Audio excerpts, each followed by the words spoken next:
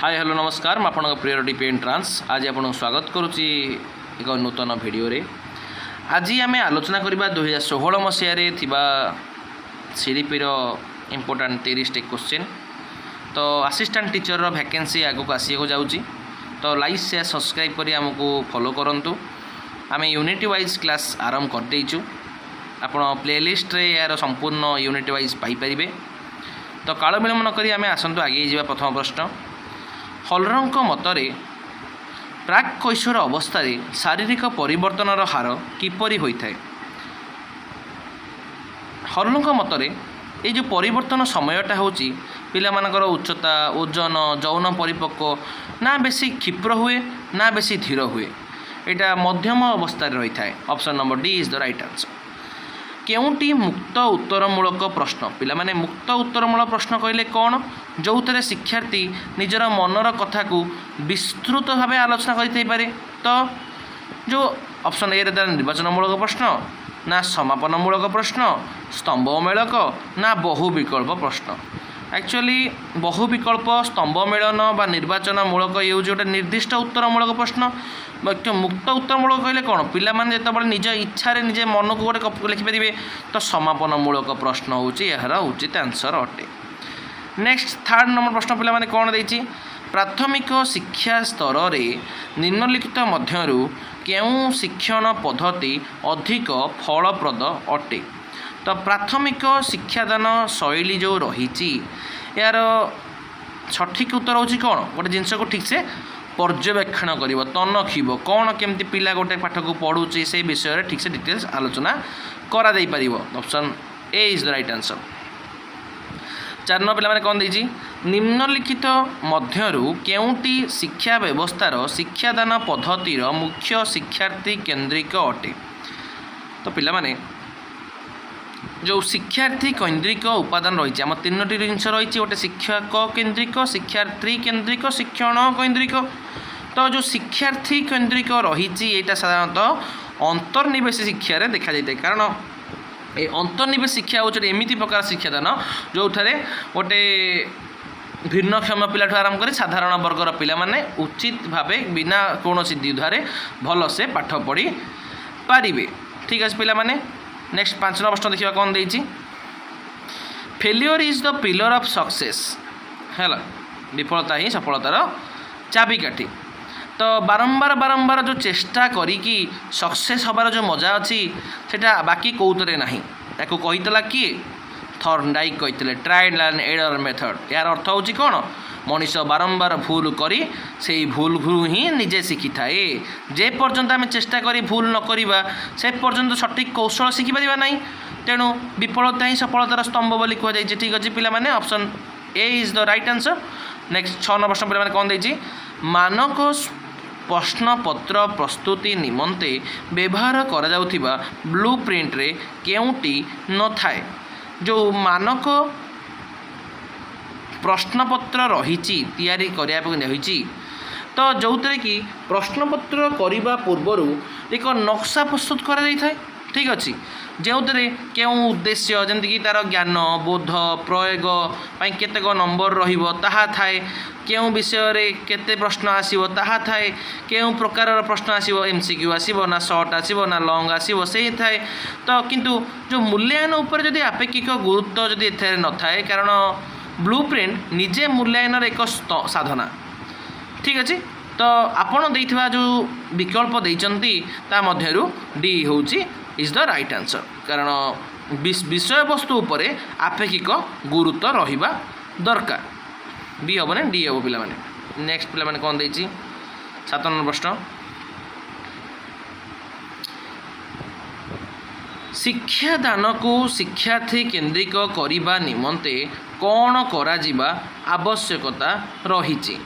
तो पिला माने जो शिक्षादान को जेतबेले शिक्षार्थी केन्द्रिक करिवो सेतबेले कौन करवा उचित, समस्त शिक्षार्थी गोटे श्रेणी रे शिक्षादान देवा ना मेधावी शिक्षार्थी को अधिक ध्यान देवा ना समस्त शिक्षार्थी मान समान शिक्षण देवा ना सबु वर्गर शिक्षार्थी आवश्यकता और दक्षता को दृष्टि रखी शिक्षादान करवा।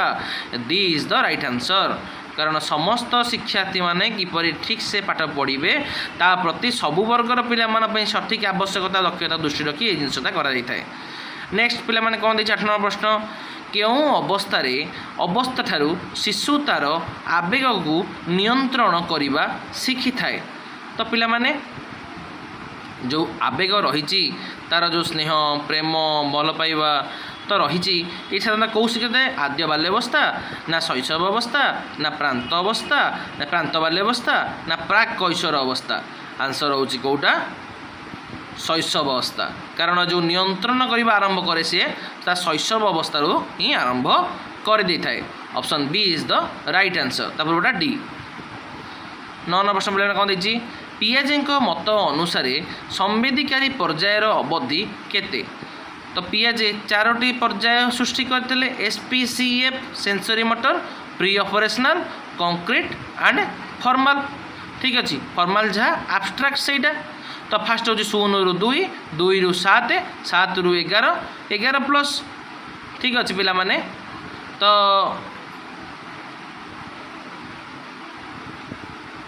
ये जो प्रश्न देला तो 0 ରୁ 2 तो ना तो जन्म रू 1 ରୁ 1.5 वर्ष मध्य। Option D is the right answer.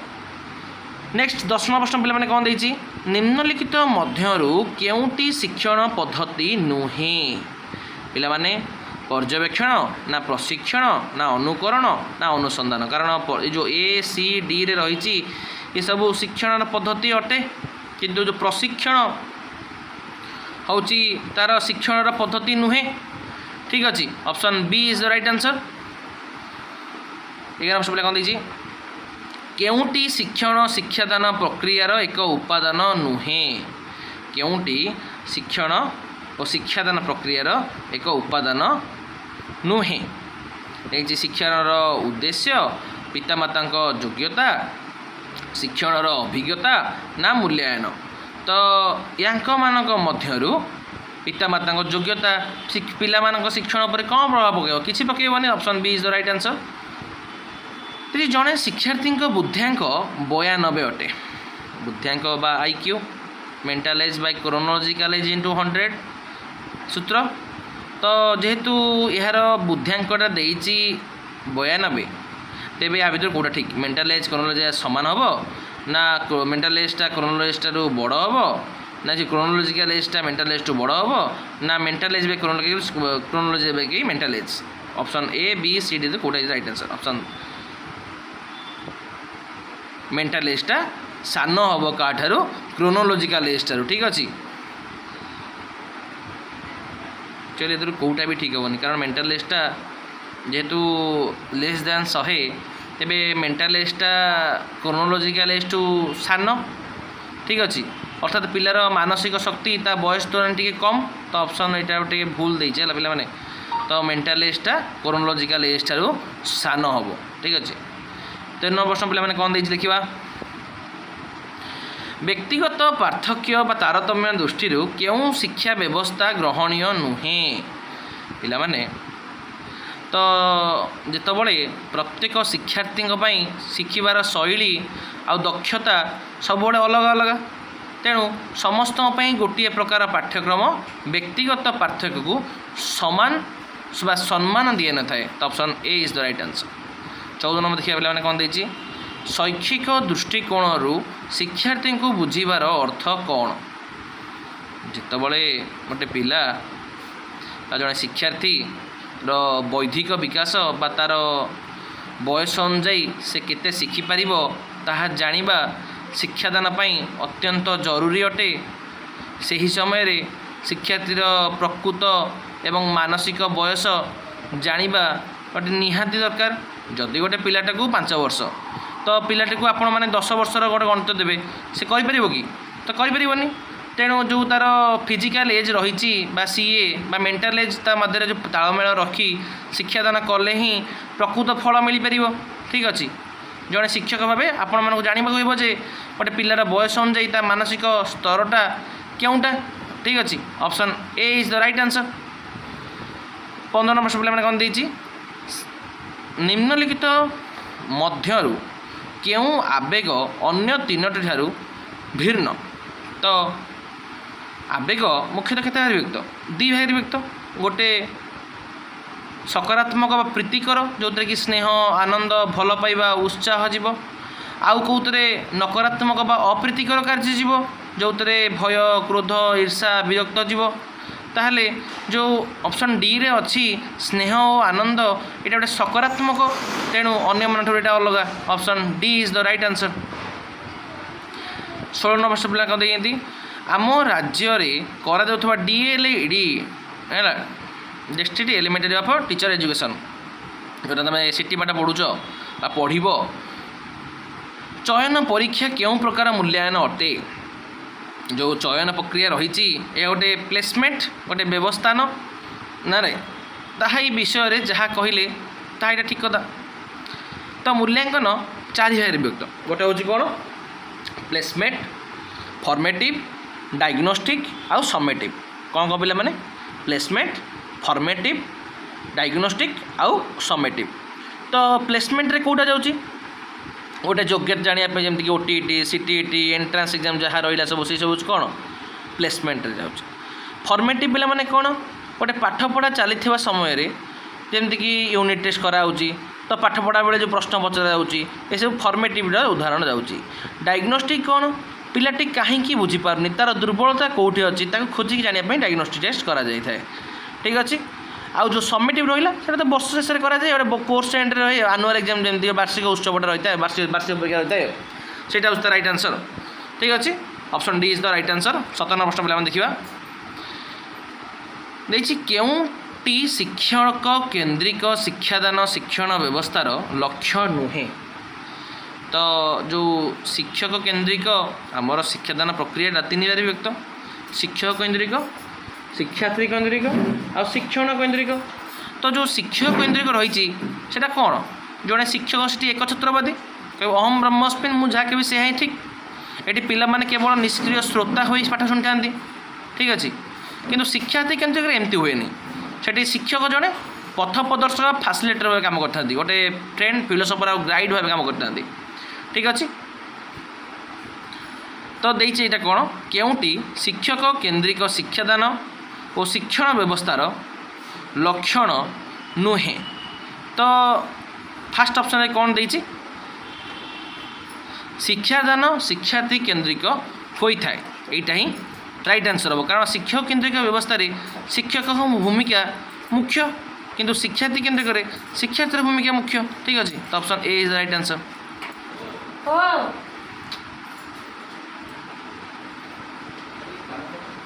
Next କ'ଣ ଦେଇଛି? 58 ବର୍ଷ ପିଲାମାନେ ନିମ୍ନର ଉକ୍ତି ଗୁଡ଼ିକ ପଢ଼ି ଠିକ୍ ଉକ୍ତି ଚିହ୍ନଟକରଣ କର। ତ କ୍ରୀଡ଼ା ଏକ ସ୍ୱତଃ ପ୍ରବୃତ୍ତି କାର୍ଯ୍ୟ, ପିଆଜେ କହିଥିଲେ ନା କ୍ରୀଡ଼ା ହେଉଛି କ୍ରିୟାତ୍ମକ ଆନନ୍ଦ ପାଇଁ କରାଯାଉଥିବା ଏକ ପ୍ରକ୍ରିୟା, ହଲ୍ଲକ୍ କହିଥିଲେ। ଆକ୍ଚୁଆଲି ଏ ଦୁଇଟା କହି ଠିକ୍ ହେବ। ଠିକ୍ ଅଛି। ଉଭୟ 1 ଆଉ 2 ଠିକ୍ ଅଛି। ତ option number C is the right answer. D ମରାଇଛି।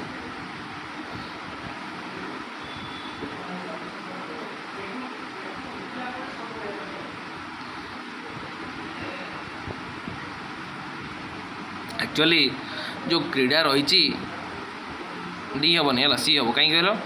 ଯେଉଁ ପିଆଜ ମତ ଦେଇଥିଲେ କ'ଣ କହିଲେ ପିଲାମାନେ ଖେଳ ମାଧ୍ୟମରେ ନୂଆ ନୂଆ ଜ୍ଞାନ ଆହରଣ କରନ୍ତି, ସେଥିପାଇଁ ସେ କହିଛନ୍ତି ଖେଳ ଏକ ସ୍ୱତଃପୂର୍ଣ୍ଣ କାର୍ଯ୍ୟ। ତ ଏଇଟା ଠିକ୍ ଅଛି। ହର୍ଲକ୍ ଯେଉଁ କହିଲା, ପିଆଜ କହିଥିଲେ, ଏଇଟା ହର୍ଲକ୍ କ'ଣ କହିଲେ?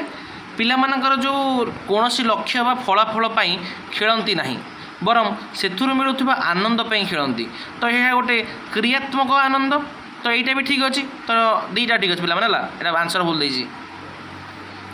19 ବର୍ଷ ପିଲାମାନେ କ'ଣ ଦେଇଛି ଦେଖ, ନିମ୍ନଲିଖିତ ମଧ୍ୟରୁ କେଉଁଟି ଅନଗ୍ରସର ପିଲାମାନଙ୍କର ଏକ ଲକ୍ଷଣ ନୁହେଁ?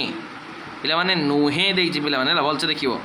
ତ ଯେଉଁ ଦେଇଛି ସୀମିତ ଜ୍ଞାନ, ନା ଦୁର୍ବଳ ସ୍ମରଣ ଶକ୍ତି, ନା ଲକ୍ଷ୍ୟାଭିମୁଖୀ ଆଚରଣ, ନା ପରୀକ୍ଷା ଭୟ। ଆକ୍ଚୁଆଲି ଅନଗ୍ରସର ଛାତ୍ରଛାତ୍ରୀମାନଙ୍କ ପାଇଁ ସେଇମାନେ ଯେଉଁମାନେ ନିଜର ବୟସର ଅନ୍ୟ ପିଲାମାନଙ୍କ ତୁଳନାରେ ପାଠପଢ଼ାରେ ପଛୁଆ ଅଟନ୍ତି।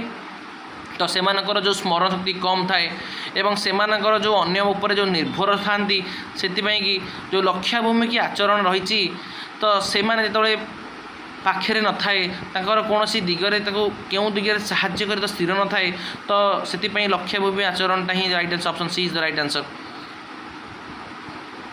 निम्नलिखित मध्यरु केउंटी सठिक नुहे पिला माने option D is the right answer. आलोचना और वर्णना पद्धति शिक्षार्थी केन्द्रिक अटे कारण आलोचना कहले कौन यह गोटे शिक्षार्थी केन्द्रिक पद्धति हो पारे जदि पिला माने सक्रिय भाव अंशग्रहण करती आ वर्णना कौन यह संपूर्ण भाव शिक्षक केन्द्रिक जो तारे शिक्षक केवल कही चलती पिला माने निष्क्रिय हो शुणती तेणु दीटा पद्धति को शिक्षार्थी केन्द्रिक कहुपर ना ठीक अच्छे option D is the right answer. 21 number पिला माने कौन देछि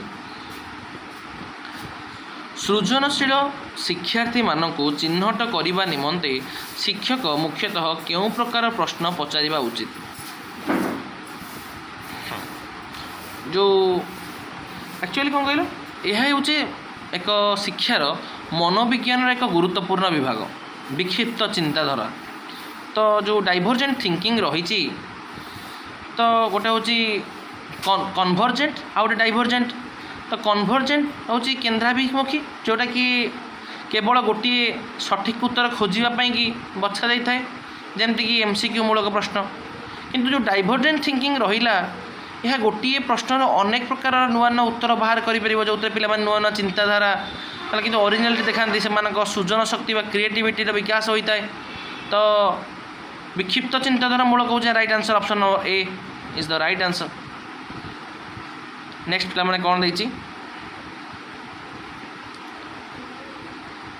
केउंटी अभिप्रेरणार कार्य नुहे केउंटी अभिप्रेरणार कार्य नुहे पिला माने आचरणर पुनर्बलन ना लक्ष्याभिमुखी आचरण ना आचरण को सक्रिय करवा ना आचरणर धारणा देवा तो option D is the right answer कारण जो कार्य को एक्चुअली जो स्किनर का मतरे motivation is the super highway to learning अभिप्रेरण मुख्य कार्य होची कौन कार्य को आरंभ करवा तार लक्ष्य आड़ को परिचालित करवा शिक्षा को सक्रिय करवा किंतु आचरण को धारणा जो रखा ताहा गोटे स्मृति बा लर्निंग एक पर्याय अभिप्रेरणा तो नुहे ना तो option D is the right answer ठीक अच्छे।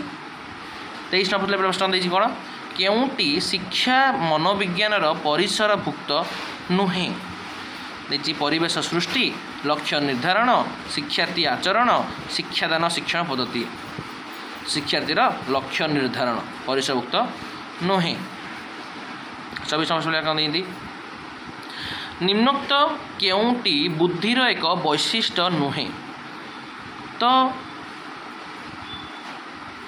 जो बुद्धि रहिला यह एक वंशगत गुण ना परिवेश द्वारा प्रभावित होता है ना यह एक निर्दिष्ट बयस पर्यंत बुद्धि होता है ना यह एक निर्दिष्ट सामर्थ्य को बुझाए जो बुद्धिटा एक्चुअली गोटे पिला माने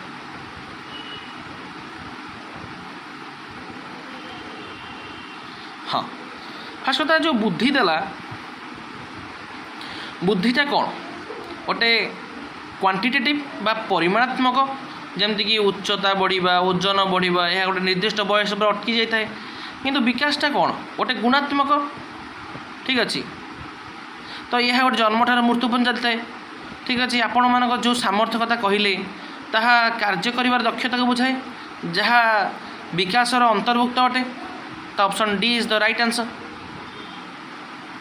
नेक्स्ट पिला माने कौन दीची केउंटी निरवच्छिन्न संव्यापक मूल्यांकनगत परीक्षण यहाँ सीसी विषय पे कहला जो कंटिन्यूस कम्प्रिहेन्सिव एजुकेशन निरवच्छिन्न सामग्रिक मूल्यांकन इतर दुईटा जिनस थाए गोटे हूँ साधना आ गए प्रोग्रेस कार्ड टूल्स कहले कौन बुझा जहाँ साहाय्य आम मैंने तथ्य को संग्रह करूँ यथा जमीक चेकलिस्ट रेटिंग स्केल प्रश्नगुच्छ है ये सब हूँ कौन एने गोटे रेकर्ड देती से हूँ कौन गोटे साधनार उत्स आ रिपोर्ट कार्ड कौन जो थे कि एक रेकर्ड जो थे साधना गुड़िक मिलता है फलाफल लिखा जाता है तेणु मूल्यांकन रेक यहाँ साधना नुहे प्रोग्रेस कार्डटा यार अंश हो पारे option C is the right answer ठीक अच्छे।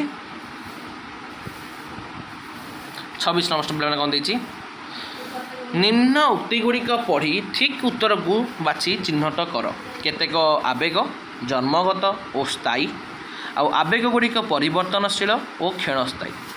फास्ट कथा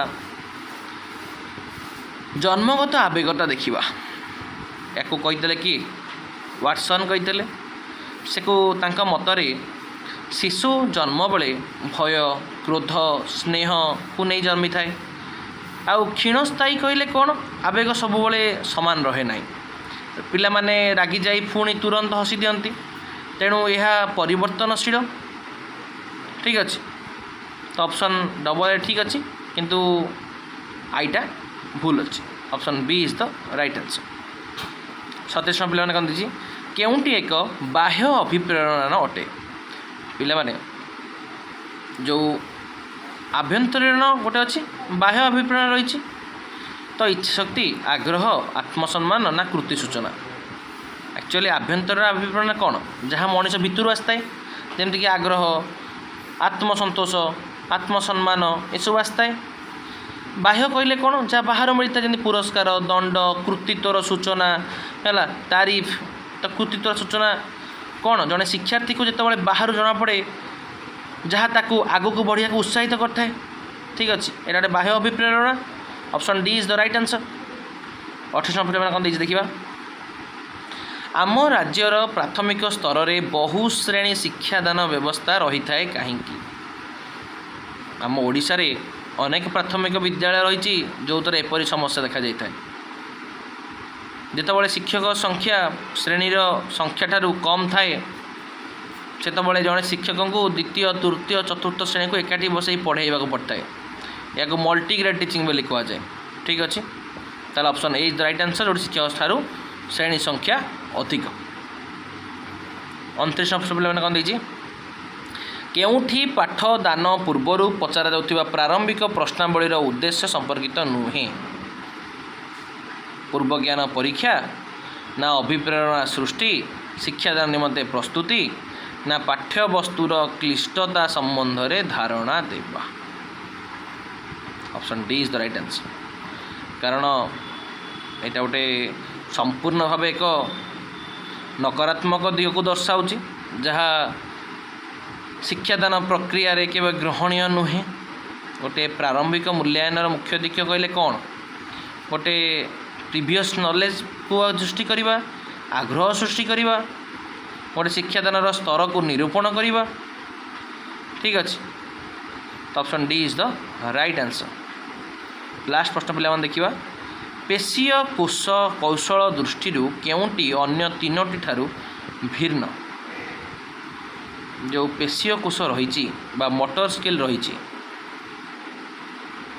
यटा को दी भाग व्यक्त कराई गोटे ग्रॉस मोटर स्किल गोटे हूँ फाइन मोटर स्किल गोटे स्थूल पेशीय कोश गोटे सूक्ष्म पेशीय कोश तो जो ग्रोस मोटर स्किल रही यहाँ गोटे बड़ मांसपेशीय बल व्यवहार करे जमीक चलवा दौड़ा फुटबॉल खेलवा गोटे ग्रोस मोटर आउ फाइन मोटर कहले कौन जो थे हाथ आंगुली भली छोट छोट मांसपेशी आखिर समन्वय व्यवहार करे जमीक लिखा चित्र करवा माटी कंढई गढ़ा बिंदु जोड़ा ये हूँ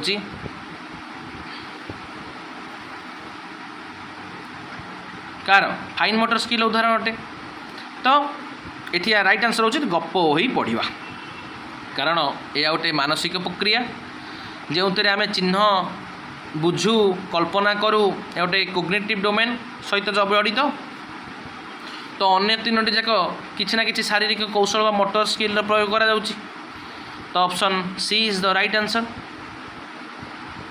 तो वर्तमान आमर 30टी CDP क्वेश्चन सरी 2016 मसीहार पिलाମାନେ ଆପଣ ସାଙ୍ଗସାଥୀ को शेयर कर दिंतु तो यही सीरीज को कंटिन्यू रखापी तले कमेंट सेक्शन में जनातु आम यापर ओडियार 30टी क्वेश्चन डिस्कसन करवा तो ये रही जय जगन्नाथ जय माँ मंगला आमको लाइक शेयर सब्सक्राइब कर ऑल नोटिफिकेशन ऑन कर दिंतु ये रही जय जगन्नाथ।